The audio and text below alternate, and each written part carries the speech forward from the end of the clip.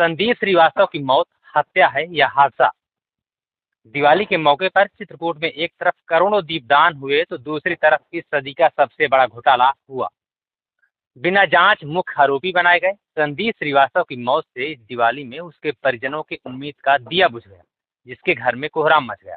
संदीप ने मौत से पहले कुछ तो बताया होगा, कुछ तो बोला होगा।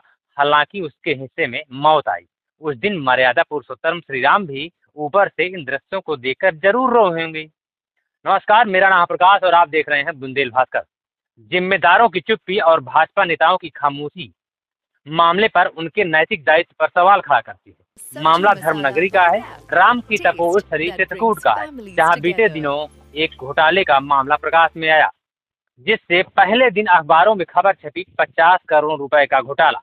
बस दिन ही बीता था कि जनपद में हड़कंप मच गया और दिन भर की माथापच्ची के बाद 97 लोगों के खिलाफ मुकदमा दर्ज हुआ। मुकदमा दर्ज होने के पहले ही सभी खातों को सीज कर दिया गया।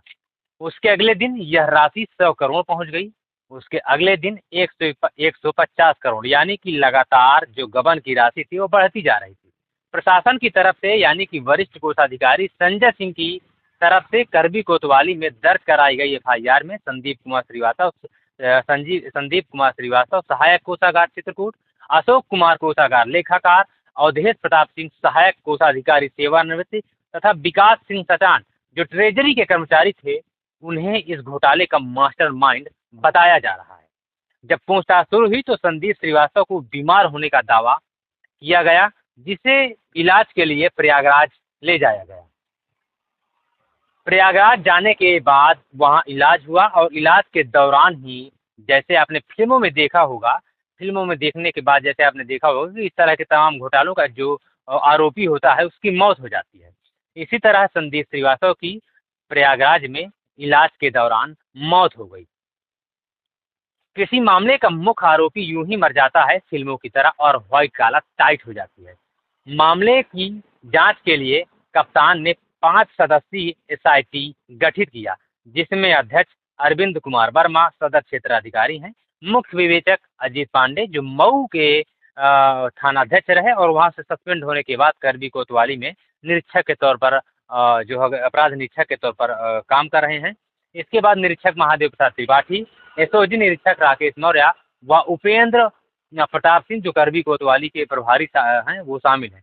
हालांकि अभी तक कुल 22 लाख रुपए की रिकवरी की गई। घोटाले का खुलासा तब सामने आया जब 10 सितंबर को थाना मऊ के अंतर्गत नेवरा गांव निवासी जगत राम तिवारी ने पुलिस को तहरीर देकर बताया कि ओम प्रकाश पटेल नामक व्यक्ति ने कहा था कि उसके रिश्तेदार इंदौर में प्रॉपर्टी डीलिंग का काम करते हैं, प्रॉपर्टी कारोबारी हैं, उन्हें किसी के खाते की जरूरत है। उन्होंने पासबुक दे दी, जिसके बाद उनके खाते में ट्रेजरी से 45 लाख रुपए आ गए। इसी प्रकार मऊ थाना अंतर्गत खंडेहा निवासी कमला देवी के खाते में मार्च 2023 यानी कि 15 मार्च 2023 से 1 मार्च 2024 के बीच 31 लाख रुपए ट्रेजरी से आए और उनका खाता सीज कर दिया गया, जिससे जब उनकी जरूरत के समय उनका पैसा मिलना बंद हो गया, यानी कि जब खाता सीज हो गया तो उन्हें जरूरत पड़ी और उनके खाते से पैसा निकलना बंद हो गया, तो उन्होंने न्याय के लिए जिलाधिकारी से गुहार लगाई। उन्होंने जिलाधिकारी की चौखट में दस्तक दी और बताया कि उनके खाते को सीज कर दिया गया। भेजी गई राशि दलालों ने निकाल ली है और उसका बंटवारा ट्रेजरी के कर्मचारियों ने किया है। जिलाधिकारी ने मामले को गंभीरता से लिया और पूरा सच परत दर परत सामने आने लगा। बस यही बात, यही मौका था कि जो कई सवाल खड़े करता है। यह एक गंभीर प्रशासनिक विफलता मानी जाती है और जिलाधिकारी की कार्यक्षमता की परीक्षा इस बात से होती है कि वह इस संकट की घड़ी में, संकट के समय कितनी तेजी से और प्रभावशाली ढंग से समाधान कर पाते हैं। सूत्र बताते हैं कि यह घोटाला 2018 से चल रहा है और उस समय करीब 10 बैंकों के माध्यम से फर्जीवाड़ा किया गया। कई कर्मचारियों ने इस घोटाले की भनक मिलने के बाद अपने पद से हटने की कोशिश की, परंतु अब उनके नाम जांच के घेरे में है। मामले में रामराज की बात करने वाले भाजपा के चौकीदार नेताओं की चुप्पी और तिल का ताड़ बनाने वाले विपक्षी दलों की खामोशी भारतीय राजनीति के गिरते स्तर को बयां कर रही है। अभी तक बीजेपी नेताओं द्वारा इतने बड़े घोटाले की जांच जो है मुख्यमंत्री तक नहीं पहुंचाई गई है। ये बात जो है मुख्यमंत्री तक नहीं पहुंचाई गई है, बल्कि मुख्यमंत्री से मिलकर हर महीने फोटो शूट कराने वाले नेताओं को पता नहीं क्या सूझा कि उन्होंने इस मामले की बात मुख्यमंत्री को नहीं बताई। हिंदुवादी सरकार की आड़ में भ्रष्टाचार को पोषित किया जा रहा है क्या, यह एक सवाल। मामले पर मीडिया ने जनपद के इन नेताओं से सवाल किया, जिसमें कोऑपरेटिव बैंक समिति के अध्यक्ष पंकज अग्रवाल ने कहा सीएम से मिलना नहीं चाहिए। जानकारी देने के सवाल पर आमतौर पर शांत रहने वाले पंकज अग्रवाल की आवाज में तल्खी आ गई। बोले, मैं क्यों बताऊंगा, यह तो जिलाध्यक्ष की जिम्मेदारी है, आप उनसे पूछें। मतलब इतना कह करके उन्होंने अपना पल्ला झाड़ लिया। यही सवाल जब जिला पंचायत अध्यक्ष अशोक जाटव से किया गया तो उन्होंने कहा कि पूरे मामले में कोई नहीं बचेगा, यह लंबे समय से मामला चला आ रहा है। आश्चर्य की बात यह है कि वहाँ काम करने वाले अधिकारियों को नहीं जानकारी है इसकी। और इस मामले में बातचीत में उन्होंने पेंशनों के प्रति, जो पेंशन धारक थे उनके प्रति नरमी जताई।